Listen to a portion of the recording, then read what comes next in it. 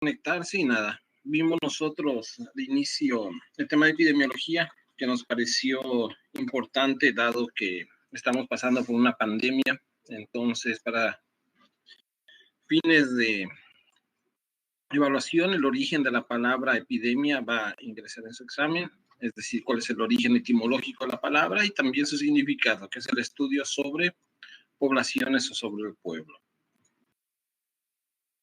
Habíamos visto un par de definiciones de epidemiología. La más aceptada es la que está en el diccionario de LAST, que es el diccionario de salud pública más utilizado, que habla sobre el estudio de la distribución y determinantes de eventos y estados relacionados con la salud,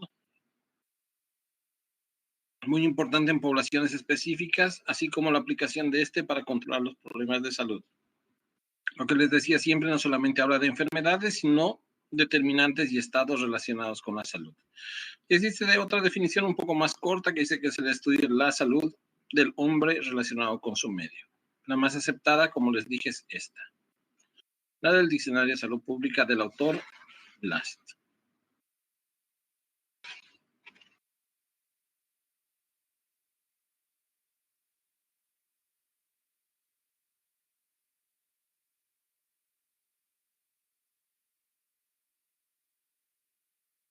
Muy bien, continuamos. Habíamos hablado que la epidemiología debe responder a las siguientes cuestiones: si la enfermedad es prevenible o controlable, si lo es, cómo y cuáles son las estrategias de prevención más adecuadas y cuál es la magnitud estimada a priori del beneficio de aplicar dichas estrategias. Entonces, estas tres preguntas también son importantes y pueden aparecer en su examen del jueves.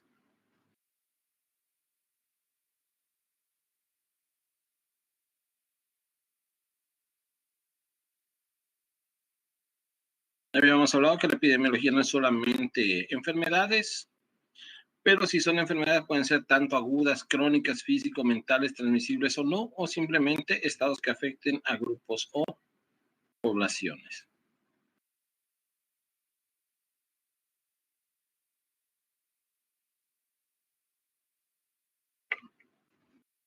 También para su examen los usos de la epidemiología va a ser muy importante que los conozcan y los puedan describir. No se olviden, usos de la epidemiología: identificar problemas de salud, describir la historia natural de una enfermedad, factores que aumentan el riesgo de adquirir la enfermedad, elucidar mecanismos de transmisión, predecir tendencias, probar la eficacia de las estrategias y evaluar los programas de intervención.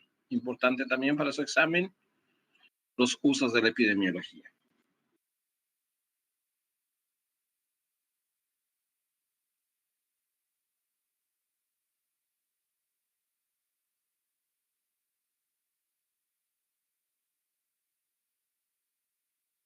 También habíamos hablado de diferentes epidemiologías. La principal es la descriptiva, con la analítica, la epidemiología teórica. Entonces tenemos tres grandes campos donde acciona la epidemiología.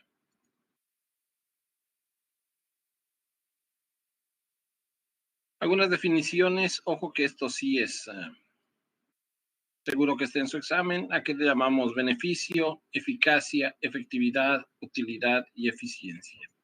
Principalmente la diferencia entre eficacia, eficiencia y efectividad. Son los tres términos utilizados en salud pública y epidemiología que quiero que conozcan. Otra definición importante es la equidad, imparcialidad, necesidades de las personas guían la distribución de oportunidades para el bienestar. Aquí este gráfico muy conocido, entonces la definición muy seguro va a estar en su examen. No es necesario que anoten la referencia ni de dónde se quitó la definición, pero sí que la conozcan. Determinantes de la salud habíamos visto en las primeras clases. Mucho sobre historia no me interesa que conozcan sobre los determinantes sociales de la salud. Sí, cuáles son sus ejes de acción: mejorar condiciones de vida, luchar contra la distribución desigual del poder, dinero y recursos, y medir magnitud del problema. ¿Sí? Esas tres cosas van a ser rescatables. Después habíamos visto cómo los determinantes sociales de la salud han ido evolucionando con el tiempo, en diferentes reuniones, en diferentes foros, y este cuadrito sí va a estar presente. No sé si para que completen los determinantes que son más proximales o los que son más distales, pero sí algunos de ellos van a tener que nombrarlos, ¿sí? Ojo con el gráfico este.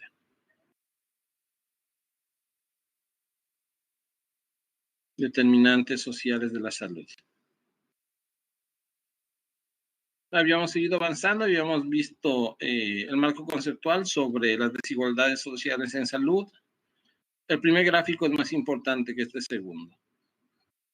Habíamos hablado de algunos de los problemas que pueden aparecer en las comunidades y que dependen de estos determinantes de la salud.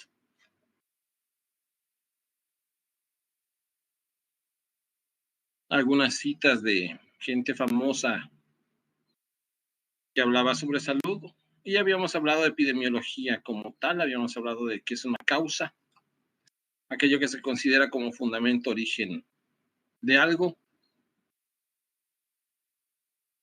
Estoy entrando en epidemiología pura. Habíamos hablado de la tríada epidemiológica, no se olviden, esto sí es importante para que lo conozcan: medio ambiente, agente, el huésped u hospedador. Entonces estos diferentes términos que forman este triángulo epidemiológico tienen que conocerlo no solamente el nombre, sino con definición. Ya habíamos hablado del medio ambiente,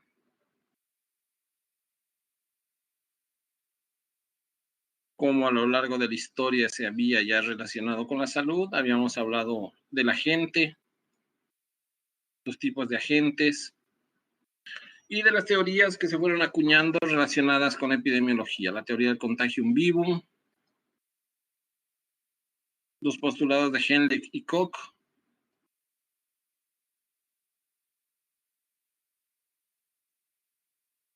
habíamos comenzado a analizar modelos a lo largo del tiempo.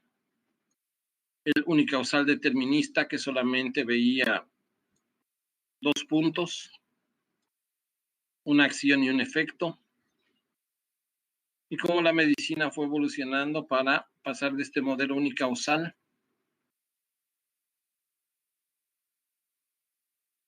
que tiene sus limitaciones a un modelo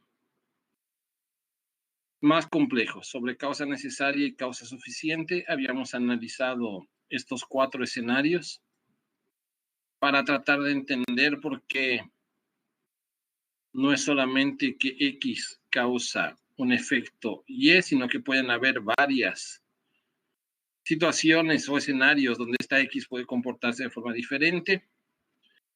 Y habíamos descrito cada uno, ¿verdad? Les había dado un ejemplo sobre una comida donde un grupo de personas tiene una gastroenteritis aguda y todos nos preguntábamos si la mayonesa era la causa del problema. En el cuadro 1, X es necesario y es suficiente, quería decir que todos los que comieron la mayonesa tuvieron una gastroenteritis. Es decir, la exposición siempre causa la enfermedad y la enfermedad siempre es causada por la exposición. Dicho de otra manera, si no hay exposición X, no hay enfermedad Y. Sería más o menos el resumen del modelo unicausal. Pero puede haber otro escenario donde sí comimos la mayonesa, pero no nos enfermamos. Todos los casos que aparecen han sido causados por la exposición, pero la exposición no siempre produce la aparición de los casos. Es decir, hay un grupo de personas que aunque coman la mayonesa no van a tener diarrea. Un escenario 3 donde no comimos la diarrea, pero sí tuvimos, perdón, no comimos la mayonesa, pero sí tuvimos diarrea. Todos los individuos expuestos se convierten en casos, pero no todos los casos son debido a la exposición de X. Es decir, no todos los que comieron no todos los que no comieron mayonesa están libres de una gastroenteritis.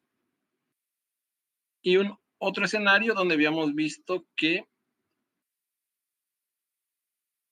además de X deben actuar otras causas como W y Z para que aparezca la enfermedad. No se comió la mayonesa y tampoco se produjo la enfermedad. Entonces hay otras variables que tenemos que analizar. Esto es lo básico para investigar cualquier evento de salud y siempre se maneja en estos cuadritos que suelen cargarse en los sistemas modernos que analizan datos epidemiológicos. Esto hacia atrás sí.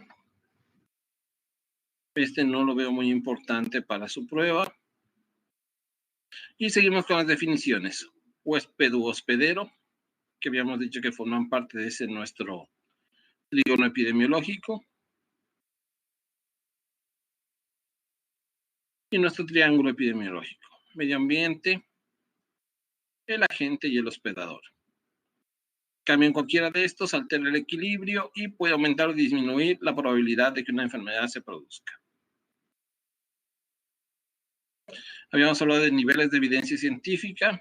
Igual, ojo, puede estar en su examen cuando hablamos de un nivel 1, cuando hablamos de un nivel 3, cuando hablamos de un nivel 2 y qué significa el nivel 2.1, 2.2, 2.3.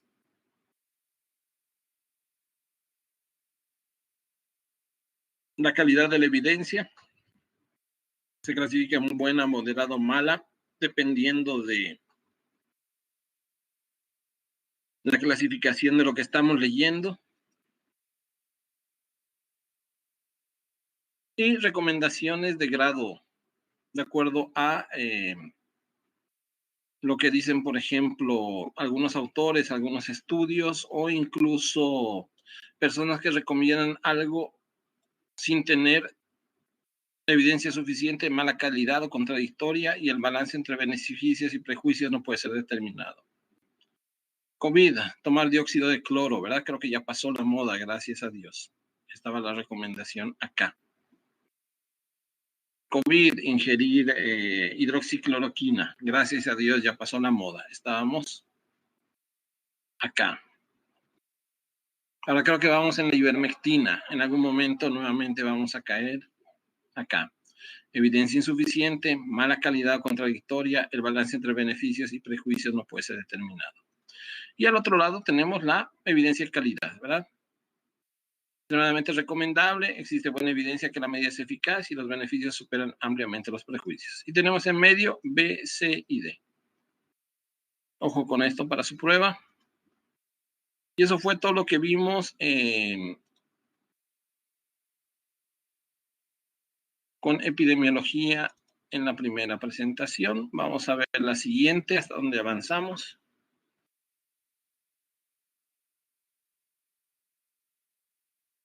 El examen suele tener 20 preguntas, cada una equivale a un punto, falso, verdadero, selección múltiple y como les dije, no hay cáscaras de banana ni preguntas ambiguas en lo posible. Creo que en la primera presentación ya tenemos como para 30 o 40 preguntas. Seguimos con determinantes sociales de la salud. Habíamos hablado de este gráfico, que si bien han habido hitos históricos como descubrir la tuberculosis, drogas para la tuberculosis, la vacuna BCG en la historia de la evolución de las muertes de la tuberculosis ha ido cayendo y descendiendo aún antes de estos hitos.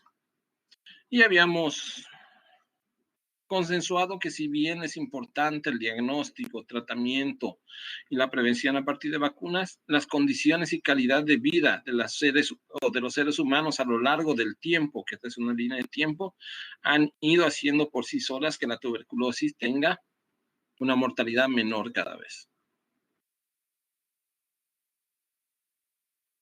Habíamos hablado un poco de medicina y política. Habíamos hablado sobre el Gapminder y cómo encontramos nosotros formas de ver datos de una forma un poco más didáctica. Este es un dato sobre expectativa de vida relacionado con el ingreso que tiene cada persona en dólares americanos. Este cuadro habíamos dicho que iba a ser fundamental para su examen, determinantes de la salud de enfermedad. Y habíamos dicho, no se olviden que todos son modificables, incluso la biología, que incluye genética, edad y sexo. ¿Sí? Importante ese gráfico. Habíamos hablado de la salud y sus determinantes, la importancia de esta información, que no todos los problemas se van a solucionar a través del Ministerio de Salud y los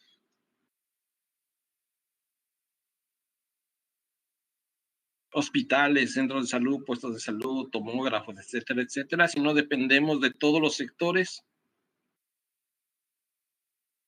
Habíamos hablado de desigualdad y salud, este cuadro que ya lo conocen ustedes.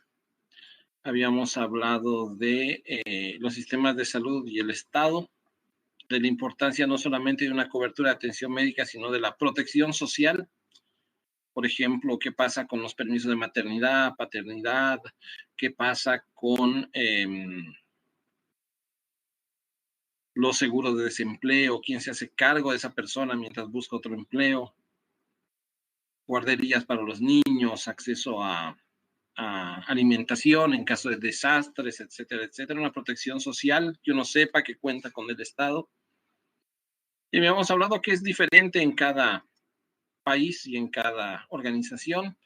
Habíamos hablado también de la protección social y cómo es una construcción de acuerdo a la visión que tiene cada comunidad.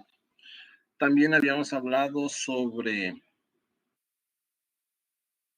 esta seguridad social y cómo va de la mano con un desarrollo económico y también social.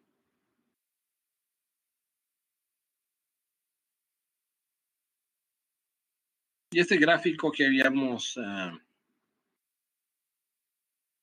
proyectado sobre un buen gobierno, no se olviden, ¿sí? Las fuentes de Banco Mundial y cuáles serían las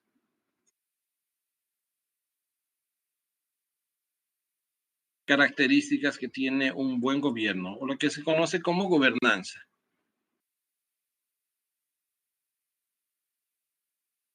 Habíamos hablado de algunos indicadores de desarrollo social y habíamos llegado a la pirámide de Maslow, como es importante que esta pirámide nos muestre en sus diferentes niveles cómo una persona o una sociedad va evolucionando, desde lo más básico, que son las necesidades fisiológicas, pasando por la seguridad, afiliación, reconocimiento y autorrealización. Entonces, ojo con la pirámide que puede entrar en su examen. Y por último, habíamos visto diferencias entre países en vía de desarrollo o países desarrollados, pero con un interesante cuadro sobre el índice de desarrollo humano, que incluye que el índice de desarrollo humano, el PIB per cápita, la esperanza de vida y la alfabetización. Y creo que hasta aquí habíamos quedado todo para su examen parcial. Tengo un par de diapositivas más para revisar.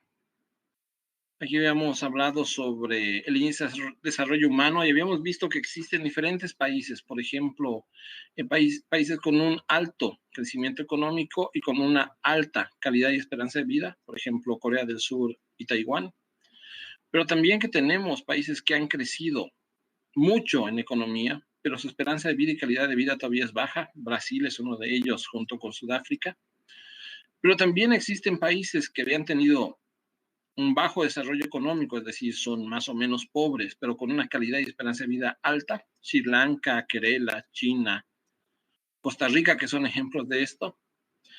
Y obviamente los que tienen un crecimiento bajo y una calidad y esperanza de vida baja. Hay un montón de países que podríamos describir acá.